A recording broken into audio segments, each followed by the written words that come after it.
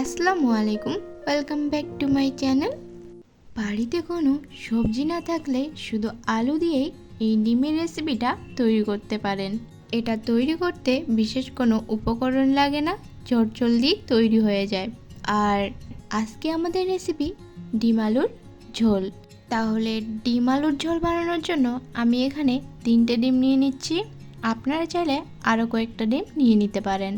আর ডিমটা বয়েল করার সময় ওতে অবশ্যই 1 চামচ লবণ বা ভিনেগার দিয়ে দেবেন।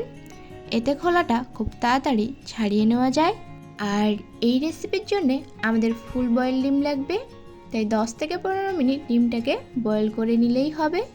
ডিমগুলো পারফেক্টলি সেদ্ধ হয়ে গেলে 4 থেকে 5 মিনিট ঠান্ডা জলের মধ্যে রেখে আমি এটাকে ভালো করে ছাড়িয়ে নেব।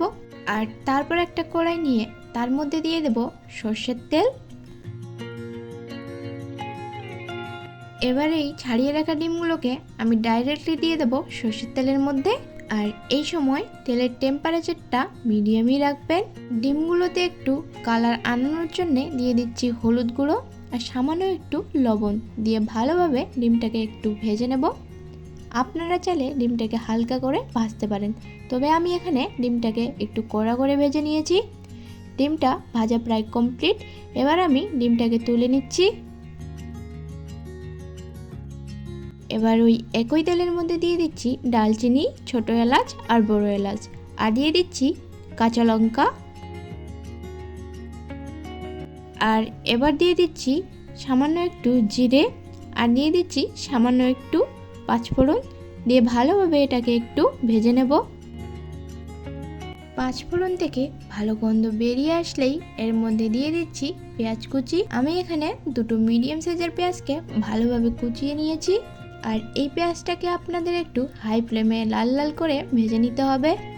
ভাজা হয়ে গেলে এর মধ্যে দিয়ে দিচ্ছি 1/2 চামচ রসুন বাটা আর 1/2 চামচ আদা বাটা, আর সাথে দিয়ে দিচ্ছি 1 চামচ কাশ্মীরি লঙ্কার গুঁড়ো, 1/2 চামচ জিরে গুঁড়ো, আর পরিমাণ অনুযায়ী হলুদ, আর স্বাদ অনুযায়ী অবশ্যই লবণ। আর সাথে দিয়ে দিচ্ছি কেটে রাখা টমেটোটাকে দিয়ে ভালোভাবে নেড়ে চেড়ে এর মধ্যে দিয়ে দিচ্ছি সামান্য একটু জল, যাতে করে মশলাটা না পড়ে যায়, দিয়ে ভালোভাবে এটাকে আমি কষিয়ে নেব। আচ্ছা, এখানে আপনাদের বলে রাখি, মাছ মাংসে আপনারা যেরকম ফ্লেভার পান সেরকম ডিমের মধ্যে কোনো ফ্লেভার পাবেন না, তো তাই মশলাটাকে একটু ভালোভাবে কষিয়ে নিতে হবে। মশলার গা থেকে তেলটা ছেড়ে দিলে এখন আমি এর মধ্যে দিয়ে দিচ্ছি কেটে রাখা আলু। এবার দিয়ে দিচ্ছি সামান্য একটু জল দিয়ে আলুটাকে ভালোভাবে একটু মিশিয়ে নেব। মেশানো হয়ে গেলে এবার আমি ঢাকনা দিয়ে দিচ্ছি 3 থেকে 4 মিনিটের জন্যে। জলটা একটু শুকিয়ে এলেই ভালোভাবে এটাকে আমি কষিয়ে নেব। কষানো হয়ে গেলে আবারও একটু জল দিয়ে দিচ্ছি।